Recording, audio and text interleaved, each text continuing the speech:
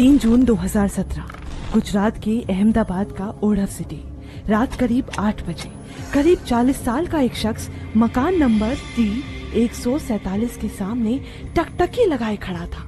जब उसको यकीन हो गया कि कोई देख नहीं रहा तो वो दबे कदम आगे बढ़ा और उसने घर की घंटी बजाई। अंदर से एक बूढ़ी महिला खिलखिलाती हुई बोली, अरे तुम आज बड़ी जल्दी आ गए।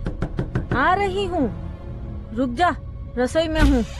गेट खुलते ही उस आदमी को देखकर वो बूढ़ी महिला आग बबूला हो गई। तुम, मुझे लगा वो है, अब क्यों आए हो? अब क्या है तुम्हारा यहाँ? चलो जाओ। सुनते ही उस आदमी ने कोहनी से बूढ़ी की गर्दन दबोची और घर के अंदर घुस गया। उसको धक्का देकर जमीन पर गिरा दिया और बोला, हाँ? क्या सोचा था कि मैं तुमसे मिलने नहीं आऊंगा? ऐसे कैसे? बीमार रहती हो और कई दिनों से अस्पताल तक नहीं आई। सोचा आज तुम्हारा इलाज कर ही देता हूँ। बूढ़ी महिला दीवार का सहारा लेते हुए बड़बड़ाते हुए खड़ी हुई। रुक तू, वो आता ही होगा, फिर तुझे बताएगा। अब वो शख्स पूरी तरह आपे से बाहर हो चुका था।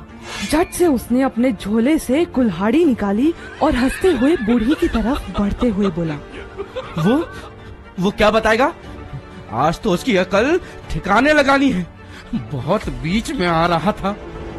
और फिर एक के बाद एक लगातार बार उस बूढ़ी महिला का सिर अब टुकड़ों में बट गया। दैनिक भास्कर की थ्रिलर सीरीज मृत्युदंड के एपिसोड 9 में कहानी ओढ़व डबल मर्डर केस।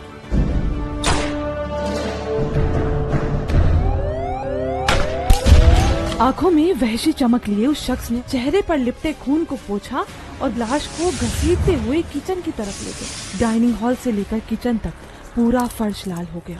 रसोई में पड़े कुकर से उसे खाने की खुशबू आ रही थी। जैसे कुछ हुआ ही ना हो, उसने अपने हाथ धोए, थाली निकाली और उसी रसोई में लाश के पास बैठकर आराम से दाल चावल खाने लगा। खाना खत्म करने के बाद वो उठा और घर के कोने टटोलने लगा। तभी उसकी नजर एक साड़ी पर पड़ी। वो साड़ी लेकर आया और लाश को साड़ी में लपेटने लगा, मगर साड़ी छोटी पड़ गई तो भागकर झोले में से चाकू और गडासी लेकर आया। फिर एक एक करके दोनों हाथ और पैर काटे, बस इतना कि सब अंग मोड़कर एक जगह रखे जा सके। फिर उसने उस लाश के धड़, गर्दन, हाथ, पैर सभी को उस साड़ी पर करीने से सजा दिए। फिर पूरी लाश को कसकर